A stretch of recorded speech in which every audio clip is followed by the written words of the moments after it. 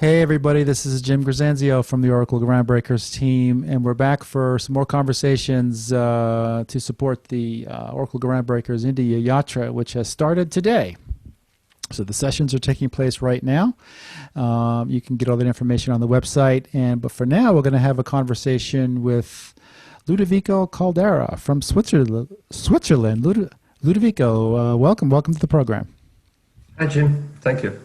Thank you for having me.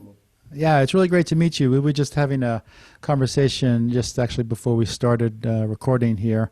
One of the things I'm trying to do on this event is to reach out to a lot of new people that I haven't spoken to before. So at every single interview I do, I'm making a new friend, so it's kind of cool. But I'm hoping to, see you in person someday. Okay, so let's just start off with, how did you get involved in the Oracle Groundbreakers India Yatra? Well, it is a conference that is quite known, I think. 2 weeks, yeah. Yeah, very good feedback from the speakers the past years.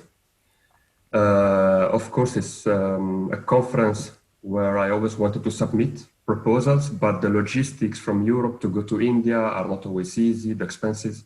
And this year is, I would say, a good opportunity, but also, bad time for everybody, but a good opportunity to speak there because it's online. So there is more the logistic problem. Well, I mean, it's actually good in the sense of you can develop some relationships now, and then maybe next year, if we can get out there, you can actually go on the tour, because it's phenomenal. I was there last year. It's an incredible experience. If you go all these different cities, and every city is different and significantly different. The people are different, the food is different, the environment is very different, and it was just a lot of fun last year. So in terms of So in terms of this week or next week, you've got some sessions. What are you going to be talking about? I have 2 sessions. The first one is effective Oracle home management with the new release model. And the second one is Oracle driver configuration for high availability. Is it a developer's job?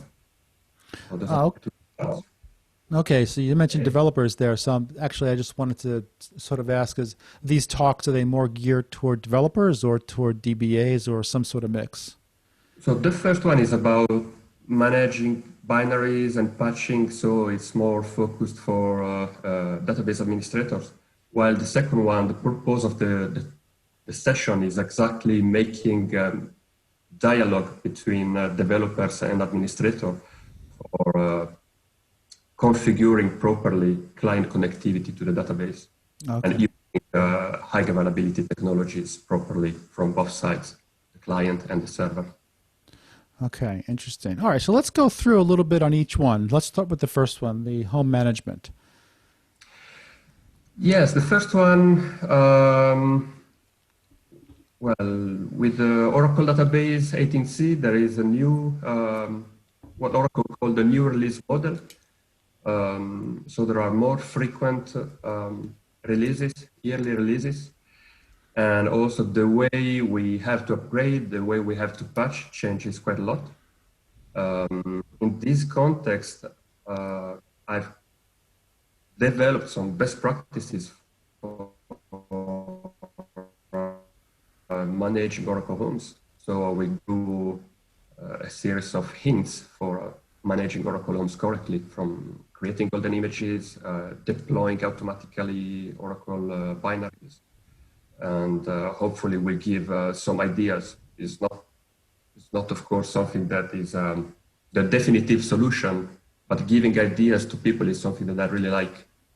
More than explaining just the basic topic, I really like to show what you can do, what you can achieve, and then every expert in his own company can try to implement something different that, of course, is good for the company he works for. You said in the title of the talk, it says with the new release model. Is it new release mode? No, it's model. Oh, model, new release model. It's just the way Oracle releases the new Oracle database versions. I see. I see. Okay. And has that changed? So has that changed the life for the DBAs? Is this something that is a big change, or?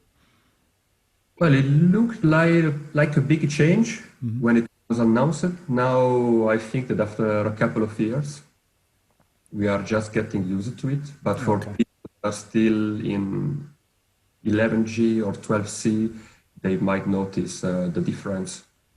So also it might be interesting to see what they can do following my session. Okay. Cool. Is this something to where DBAs are going to be familiar with what you're saying, or is it, actually, because you mentioned it's been a couple of years? Yes, they would be familiar, um, not necessarily with the idea that I will Right. share, but with the basic technology that I'm explaining. Yes, it's quite basic level session. It's not a deep technical session. Okay. All right. And on to the drivers talk then, more toward developers. Yes, this one is quite more technical. The fact is that I've met many customers in my life being a consultant, and many customers have implemented high availability solution, Oracle RAC, Oracle Data Guard, Golden Gate, and sometimes they have never, I find customers that have never tried to have a real high availability from the user perspective. So they just have a failover instance. When one instance crashes, there is the other one. But perhaps they have to restart the application to reestablish the connection and things like that. And I think it's a pity because the technology is there. Technology is very stable, resilient, it's very good, and just a matter of knowing what you can do and how, especially how you can do it. So this session will focus on how to configure the Oracle drivers. What are the things that you have to change in the code to make it aware of the high availability that relies behind on the server side. Interesting. Okay. So I'm interested. This actually just struck me here. You've got two talks. One is more toward the developer. One is more is more for DBAs. As this Oracle community grows and matures with autonomous and things like that, and just as technology evolves, how do you see the community out there in terms of their skill sets, particularly with new people coming along? In other words, are DBAs and developers sort of? I mean, is it like mixing more now, or is I there a think it's fine line? definitely, well, there are definitely companies where they are still working in silos with a DBA team that is closed and the developers that are afraid to ask anything. It's quite a common thing that I still see everywhere, but I also see that there are more and more DBAs that are interested in new methodologies. So they're interested in DevOps, they're interested in Agile, and in automation, building pipelines. And so whenever they start thinking about that, they also start discussing with developers. Also, developers come with new questions about how can I automate, for example, the creation of a database for my pipeline? Should I put my database in Docker? Should I use multi-tenant feature? It's something that is quite common. So there is more and more dialogue between administrators and developer. I think is for the good, and the cloud is Right. accelerating that. It's accelerating that because we as administrators, we are not installing software anymore. We are running, if we do it correctly, we are running REST calls to a service endpoint in the cloud, and that shift also our knowledge a little bit toward development. Interesting. Our knowledge, Yeah. I'm talking as administrator because I'm not a developer. Right. Right. Okay. But you're also an Oracle ACE director. I am. And I talked to a lot of. Well, I have been recently talking to a lot of Oracle Aces on these events, and I was wondering if you can give me a sense of. Well, first of all, how long have you been an Oracle Ace director? Well, I started in the ACE program as ACE. It was, I think, 2014 or 15, 15. and ACE Okay. in 2016. So Okay. it's 4 years. I'm ACE director now. Okay. So a couple of questions. First, I'm interested in what's it like and what do you do as an Oracle ACE director? And is it, how do you maybe, do you interact with the company a certain way? Do you interact with product managers and engineers a certain way? You guys have your own community. How does that all work? Well, I don't like to think that we have our own community because there is one community that is the Oracle community. And in this sense, it's also very open and easy to become ACE or ACE director. Now, perhaps easy is an overstatement because it's about how much you contribute to the community. But basically what I've seen, I spent my whole life consuming knowledge from internet, from bloggers, from articles, from videos. And when I've attended my first conference was the Oracle Open World back in 2013, I've seen that people are very friendly, easy to reach out, and I decided to give it a try and start my blog and start contributing more and try to speak at conferences. And then you establish a network, you establish new friends, you meet new people, you meet people from Oracle, you meet product managers. And this is the value of contributing. Then when you reach the level of ACE, if you ever become an ACE or ACE director, of course, then you have extra communication coming from Oracle. For example, we receive emails if we want to follow special webinars where basically Oracle explain what in the next releases. So there is a little bit advantage of being an ACE, more visibility also from Oracle. But what does not change is the contribution. The contribution that we do for the community basically is because we like it. It's not just to be an ACE, it's because I enjoy writing blogs, I enjoy meeting people. Yeah, you actually, there's a couple of points there. You, in your bio, I see that you've got a reference there to community contributor. Yes. And so that seems, I mean, it comes through with what you're talking about. I'm going to be doing a talk on community building on Saturday, for the event. And contribution is one of the most important principles that I'll be, talking about. So I'd like to I like to ask the question of everyone I talk to, because you get back obviously different opinions, so you guys are contributing content and blogs and information and, content, things like that. So if I'm like a college student, and I go to an event and I see you speaking, and I see, I go to these Oracle events and I see a lot of these guys, aces, what do they do? And, you just explain that. But I mean, any tips for somebody who's young that is in your field that might want to sort of be recognized in that way? If it's like a hallway conversation you're having, what would you say? I think probably for the Oracle community, there is a lot of people on Twitter. So the first advice is open a Twitter account, start following Oracle professional, see what they're talking about, what they're doing, have the sense of how they make conversation on Twitter, follow their blog, and have ideas about this, and then just probably start blogging. Blogging is a very good way to, how can I say, to tidy your ideas and write down some stuff. Personally, I do it also for myself, because once I decide to blog about something I want to discover a little bit more. I want to write it down so that I can find it later.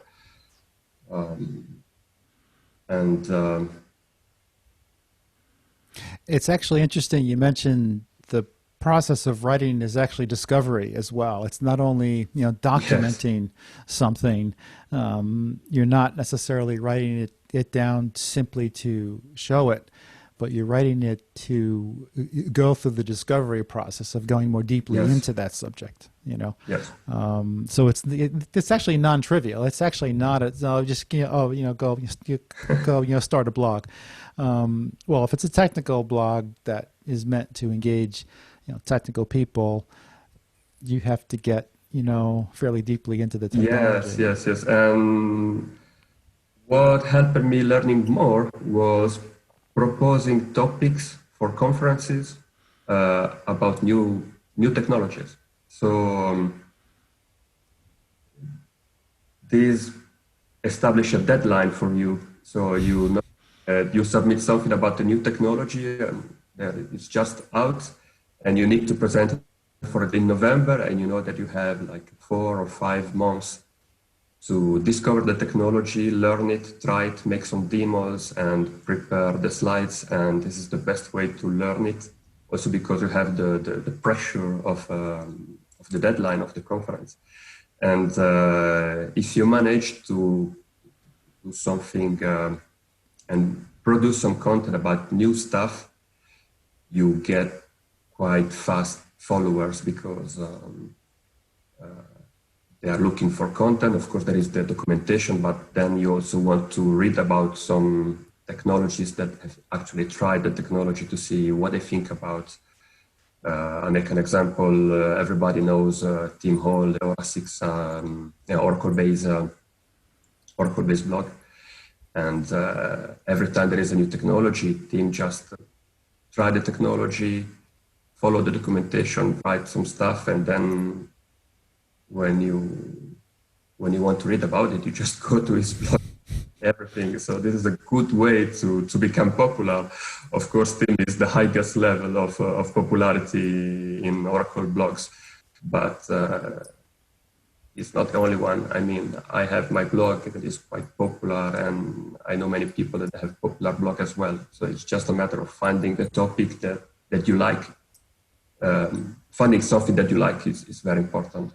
Not just follow the hype if you are not convinced about the technology, but if there is something that excites you, because we are technologists, we get excited by technology.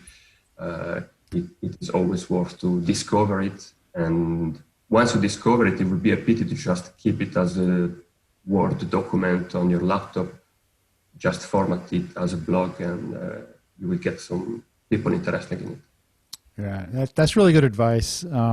And you seem to have a lot of experience with communities because when we were talking a little bit earlier, you said you actually started some user groups. Yeah, so I've contributed for, at the beginning, the Swiss user group. Then I've also been involved in the Real Application Cluster Special Interest Group.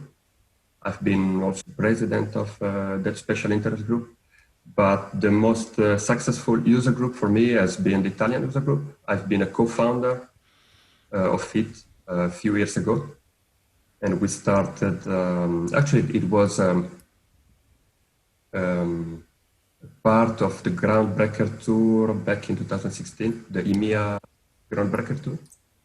And so I decided to volunteer for, we organized it in Milan, the first event. And then it was successful. We had a lot of people, and Oracle Italia came and said, well, you have a very big room, you have a lot of people, we can help you if you want to continue proposing events, technical events. So that's what we did. Then at some point, I decided to step down and leave new guys taking care of the user group. They are doing a great job. So, something that I contributed a lot to it, and I'm really happy to see that it's working, even without me. So it's Yeah, really good to see. it is. I'm really glad you had that experience.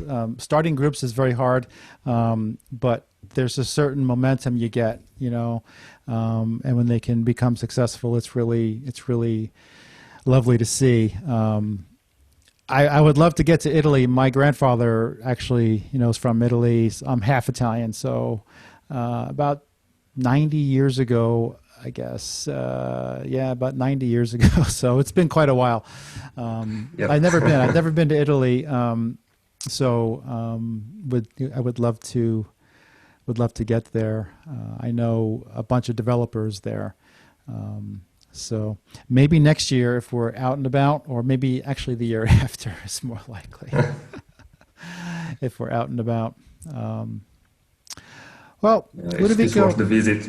Yeah, from the food alone, All right.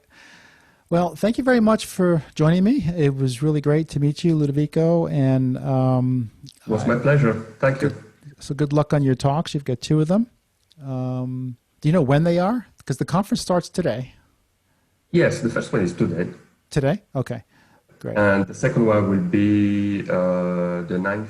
It's 9th. Okay, next week. Yeah, this. Yeah, first day. Yeah. Yeah, it's almost 3 weeks. This conference. Yeah, it's quite a long conference. But it's a lot of content. An enormous amount of content. Yeah. So anyway, thanks a lot. We'll talk to you soon. Thank you, Jim. Thank you. Bye-bye now. Bye-bye. Bye, everybody.